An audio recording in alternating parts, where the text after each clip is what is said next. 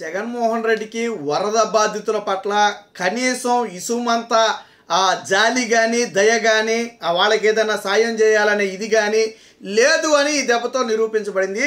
ఎందుకంటే జగన్మోహన్ రెడ్డి వరదల సమయంలో సగ బెంగళూరు ప్యాలెస్ నుంచి వచ్చాడు. వాస్తవానికి పులివెందులు వచ్చినట్టున్నాడు. అక్కడ నుంచి వచ్చే సమయానికి కరెక్ట్గా వరదలు వచ్చాయి. వరదల్లో 2 రోజులు 2 పదులు 20 నిమిషాలు స్పెండ్ చేశాడు. 10 నిమిషాలు, రోజుకి 10 నిమిషాలు చొప్పున 20 నిమిషాలు జగన్మోహన్ రెడ్డి మొత్తంగా ఉన్నది. ఆ వరద ప్రభావిత ప్రాంతాల్లో 20 నిమిషాలు ఉన్నాడు 2 రోజుల్లో. వాస్తవానికి చాలామంది అనుకున్నాడు Jaganmohan Reddy London tour cancel చేయించుకుని పాపం వరద బాధితుల కోసం దిగొచ్చేసాడు అనుకున్నారు. తప్పు. జగన్మోహన్ రెడ్డి పాస్పోర్ట్ రద్దయింది. జగన్మోహన్ రెడ్డికి ముఖ్యమంత్రి పదవి పోవడంతో డిప్లొమాట్ పాస్పోర్ట్ ఏదైతే ఉంటుందో అది రద్దయింది. మరి డిప్లొమాట్ పాస్పోర్ట్ రద్దు అయితే ఎలా వెళ్ళాలి లండన్? వాస్తవానికి లండన్ వెళ్తానికి కోర్టు అనుమతి ఇచ్చింది. బట్ పాస్పోర్ట్ లేదా? పాస్పోర్ట్ ఏం కావాలి? జనరల్ పాస్పోర్ట్ తీసుకోవాలి. దానికి కోర్టు అనుమతి ఇచ్చింది. 5 ఏళ్ల పాటు జనరల్ పాస్పోర్ట్ ఇమ్మని చెప్పి కోర్టు అనుమతి ఇచ్చింది. బట్ ఆ పాస్పోర్ట్ రావడానికి కొద్దిగా ఆలస్యం అవుతుంది. ఎందుకంటే కొన్ని షరతులు ఉన్న నేపథ్యంలో ఆ పాస్పోర్ట్ రావడానికి జగన్మోహన్ రెడ్డికి ఆలస్యం అవుతున్నమాట వాస్తవం. అందుకు జగన్మోహన్ రెడ్డి ఇక్కడ ఉండిపోయాడు. వాస్తవానికి బాధపడుతున్నాడు. నేను టయానికి లండన్ వెళ్ళిపోయినా పోయేది, ఈ వరద బాధితులేంటి, ఏళ్లతో పాటు నేను తిరగటం ఏంటి అని పాపం జగన్మోహన్ రెడ్డికి చిరాకు కూడా వచ్చినట్టుంది. ఇక వీళ్ళు ఎట్టపోతే నాకెందుకులే, వీళ్ళ కర్మ మీద వీళ్ళు అనుభవిస్తారు నాకెందుకులే అనుకుని పాస్పోర్ట్ వచ్చేదాకా నేను ఎందుకు ఇక్కడ ఉండాలని చెప్పి మళ్ళీ బెంగళూరు జంప్ అయిపోయాడు. మరి వరద వచ్చింది, దాదాపు 3-4 లక్షల మందికి పైగా ఎఫెక్ట్ అయి ఉంటారని చెప్పి చెప్తున్నారు. ఇంత నష్టం వచ్చింది, ఆస్తి నష్టం వచ్చింది, కొద్దిగా గొప్ప ప్రాణ నష్టం జరిగింది. ఒక పక్క చంద్రబాబు గారు 74 ఏళ్ల వయసులో నిరంతరం రోజుకి 18 నుంచి 20 గంటలు అదే వరద ప్రాంతంలో కాలికి బలపం కట్టుకుని ఆయన అటు ఇటు తిరగటం, రివ్యూ మీటింగ్లు పెట్టడం, సహాయ కార్యక్రమాలు అందించడం, ఇప్పుడు మళ్ళీ ఇళ్లు కడిగించడం, వాళ్ళ వాహనాలకి ఏదైతే గతంలో ఇన్సూరెన్స్ చేసుకుని ఉంటారో ఆ కంపెనీలతో మాట్లాడటం, ఇలా 1 by 1 ఆయన చేస్తూనే ఉన్నాడు కదా. మరి నువ్వు కనీసం వరదలు వచ్చిన సమయంలో కనీసం నిన్ను ప్రజలు మన చీకొట్టారు కదా, ఇలాంటి సమయంలోనైనా నేను ప్రజల్లో ఉండాలని ఇంగిత జ్ఞానం మరిచి నువ్వు బెంగళూరు పారిపోయావంటే మరి నేను రాజకీయ నాయకుడని ఎలా అనుకోవాలి? వాస్తవానికి జగన్మోహన్ రెడ్డి మొత్తంగా జగన్మోహన్ రెడ్డి ముఖ్యమంత్రి పదవి నుంచి దిగిపోయి నూతన ప్రభుత్వం ఏర్పడి సుమారు 3 నెలలు అవుతుంది. 2 నెలల పాటు జగన్మోహన్ రెడ్డి బెంగళూరులో ఉన్నాడు. 3 నెలల్లో 2 నెలల పాటు జగన్మోహన్ రెడ్డి బెంగళూరులోనే ఉన్నాడు. హైదరాబాద్ కూడా వెళ్ళాల. ఎందుకంటే అక్కడేమో రేవంత్ రెడ్డి సర్కార్ ఉంది కాబట్టి జగన్మోహన్ రెడ్డి హైదరాబాద్ కూడా వెళ్తలా. ఇటేమో చంద్రబాబు నాయుడికి మొహం చూపించలేడు, అటు రేవంత్ రెడ్డికి మొహం చూపించలేడు. ఎందుకంటే రేవంత్ రెడ్డి గెలిస్తే కనీసం ఫోన్ చేసి ఒక ప్రోటోకాల్ ప్రకారమైన శుభాకాంక్షలు తెలపలేదు. పక్క రాష్ట్ర ముఖ్యమంత్రికి శుభాకాంక్షలు తెలపడం తెలుగు రాష్ట్ర ముఖ్యమంత్రిగా జగన్మోహన్ రెడ్డి కనీసం బాధ్యత అది. వైరుధ్యాలు ఉంటే ఉండొచ్చు. ఆయన చంద్రబాబు నాయుడు ఒకప్పుడు టీడీపీ పార్టీలో రేవంత్ రెడ్డి ఉంటే ఉండొచ్చు. ఇప్పుడు ఒక రాష్ట్రానికి సీఎం కదా, పార్టీలను పక్కన పెట్టి అభినందించాల్సిన అవసరం ఉందా లేదా? అభినందించావా? అభినందించలా. కాబట్టి ఇప్పుడు అక్కడేమో రేవంత్ రెడ్డికి మొహం చూపించలేడు, ఇక్కడేమో రాష్ట్రంలో చంద్రబాబు నాయుడికి, పవన్ కళ్యాణ్కి, లోకేష్కి మొహం చూపించలేడు. అందుకని ఏం చేస్తున్నాడు? బెంగళూరు పారిపోతున్నాడు. ఈ రోజు వరదల్లో నీ పార్టీ విషం ప్రచారం చేస్తుంది కదా, ప్రజల్ని చంద్రబాబు నాయుడు వదిలేశాడు అని. మరి నువ్వు చేసింది ఏంటి?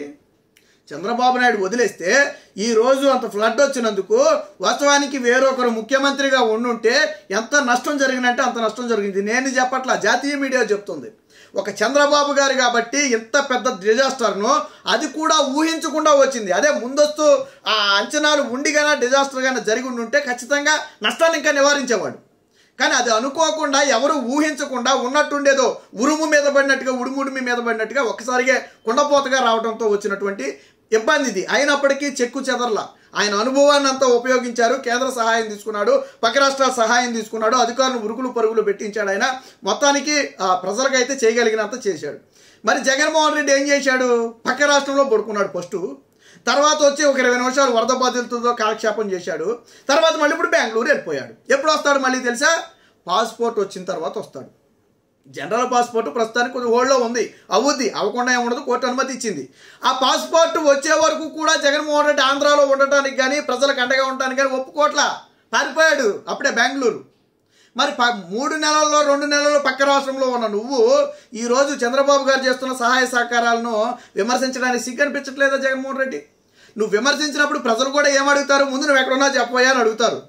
నువ్వు ఇప్పుడు చంద్రబాబు సహాయం చేస్తుంటే విమర్శిస్తున్నావు కదా, ప్రజలు కూడా ఏం చేస్తారంటే ఆ ఏడ్చేవరు 5 ఏళ్ల పాటు ఏడ్చిన దానికే నీకు ప్రజలు తీర్పిచ్చారు, అసలు నువ్వు పక్క రాష్ట్రంలో పడుకునేవాడు నీకెందుకు ఇక్కడ రాజకీయాలు, ఏదైనా ఉంటే కర్ణాటకలో చూసుకో, ఇక్కడికి రాకు అని ప్రజలు కూడా చీకొడతారు. మరి పక్క రాష్ట్రంలో ఉండే నువ్వు పాస్పోర్ట్ వస్తే లండన్ పారిపోవడానికి సిద్ధంగా ఉన్న నువ్వు ఈరోజు వరద బాధితుల గురించి మాట్లాడే నైతిక హక్కు నీకుందా అని నేను అడుగుతున్నా. నువ్వు ప్రతిపక్ష పాత్ర పోషించు, నీకు ఇవ్వకపోయినా నువ్వు పోషించు, రా తిరుగు, ముందు ప్రజలు తేరుకునే వరకు నీ వద్ద సహాయ సహకారాలు అందించు, నీ కార్యకర్తలకు సహాయం అందించమని చెప్పు, నీ పార్టీ నుంచి విరాళాలు ప్రకటించు, నీ పార్టీ నాయకుల నుంచి కొంత విరాళాలు ప్రకటించు, నువ్వు ఇస్తానన్న ₹1 ఇవ్వు. తేరుకున్న తరువాత నువ్వు విమర్శలు చేయి. ఇదిగో వీళ్ళకి న్యాయం జరగలేదు, వీళ్ళకి న్యాయం జరగలేదు, ఇదిగో ఇంత నష్టం జరిగింది, వీళ్ళకి న్యాయం చేయాలని చెప్పి నువ్వు మాట్లాడు, తప్పులేదు. బాధితుల పక్షాన్ని నిలబడి మాట్లాడు, తప్పులేదు. ఎప్పుడు మాట్లాడాలి? ముందు వాళ్ళు వరద నుంచి బయటికి రావాలి. అందుకు నువ్వేం చేసావు? రేపొద్దున నువ్వు వచ్చి రాజకీయం మాట్లాడేవనుకో చీ కొడతారు నిన్ను. ఎందుకనంటే ఇన్ని రోజులు ఎక్కడ పడుకున్నావా అని అడుగుతారు. చెప్తావా నేను బెంగళూరు ప్యాలెస్లో పడుకున్నానని? రేపు జగన్మోహన్ రెడ్డి బయటకు వచ్చి మాట్లాడితే ప్రజలు ఒకటే అడుగుతారు, మేము వరదల్లో ఉన్నప్పుడు నువ్వు ఎక్కడ పడుకున్నావని అడుగుతారు. చెప్తావా? జగన్మోహన్ రెడ్డి సమాధానం చెప్తాడా? అన్నమయ్య డ్యామ్ కొట్టుకుపోయినప్పుడు నువ్వు చేసిన ఘనకారం నేను చెప్తా. అన్నమయ్య డ్యామ్ కొట్టుకుపోయినప్పుడు నువ్వేం చేసావు? మన్నాడు పక్క రాష్ట్రంలో ఎవరిదో తెలంగాణలో మొత్తానికి ఎవరిదో పెళ్లి భోజనానికి వెళ్ళావు, ఎవరిదో ఒకరికి చెందిన పెళ్లి భోజనానికి వెళ్ళావు. అన్నమయ్య డ్యామ్ కొట్టుకుపోయింది, దాదాపు అక్కడ కూడా 35-36 మంది జల సమాధి అయిపోయారు ఉన్నట్టుండి. ఆ డ్యామ్ కొట్టుకుపోవడానికి జగన్మోహన్ రెడ్డి ప్రభుత్వం చేతకాంతనమేనని చెప్పి కేంద్ర జలశక్తి శాఖ మంత్రి పార్లమెంట్లో చెప్పాడు. నువ్వు పక్క రాష్ట్రానికి భోజనానికి వెళ్ళావు, పెళ్లి భోజనానికి. మరి నీకు ఎలా తినాలనిపించిందో నాకు అర్థం కాదు. ఇక్కడ 35 మంది జల సమాధి అయిపోతే నీ సొంత జిల్లాలో కడప జిల్లాలో అన్నమయ్య డ్యామ్ కొట్టుకుపోతే నువ్వు పక్క రాష్ట్రానికి వెళ్ళి పెళ్లి భోజనం చేసావు. మరి నువ్వు చంద్రబాబు గురించి మాట్లాడుతున్నావు. ఆయన ఇంటి భోజనమే చేయాల.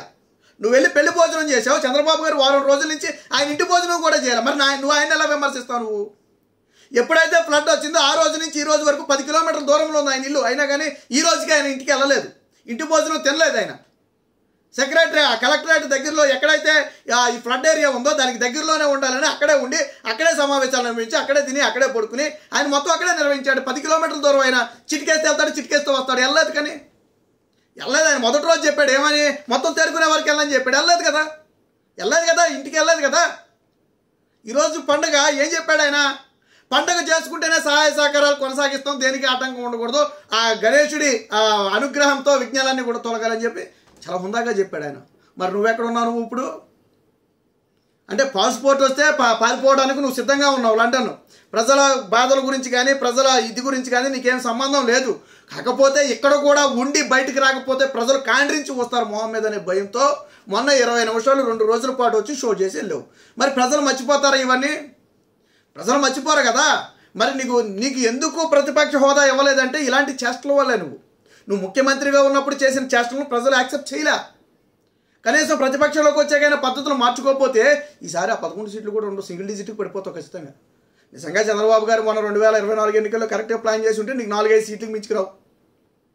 ఆయన ఇంకా కొద్దిగా ఏదో తీసుకున్నాడు కానీ గెలిస్తే చాలన్నట్టుగా ఆయన కరెక్ట్గా ప్లాన్ చేసుకుంటే 4 సీట్లు కూడా జగన్మోహన్ రెడ్డికి రావు.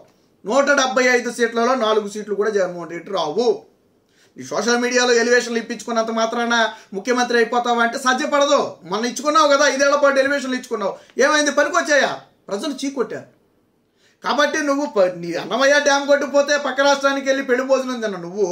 అలాగే నువ్వు ముఖ్యమంత్రి కాగానే కృష్ణా వరదలు వస్తే జెరూసలేం యాత్రకు పారిపోయిన నువ్వు ఈరోజు 24/7 వరద ప్రాంతంలోనే తిరుగుతూ వారం 10 రోజుల నుంచి ఆయన కనీసం ఇంటికి కూడా వెళ్లకుండా ఇంటి భోజనం కూడా చేయకుండా ఆయన ఇక్కడ తిరుగుతుంటే నువ్వు ఆయన విమర్శిస్తే ప్రజలు ఊరుకుంటారని నేను అడుగుతున్నా. కాబట్టి జగన్మోహన్ రెడ్డి ఎప్పటికైనా నీ విధానాలు మార్చుకోకపోతే ప్రజలు వచ్చే ఎన్నికల్లో ఇంతకు రెట్టించిన బుద్ధి చెప్పడం మాత్రం ఖాయం.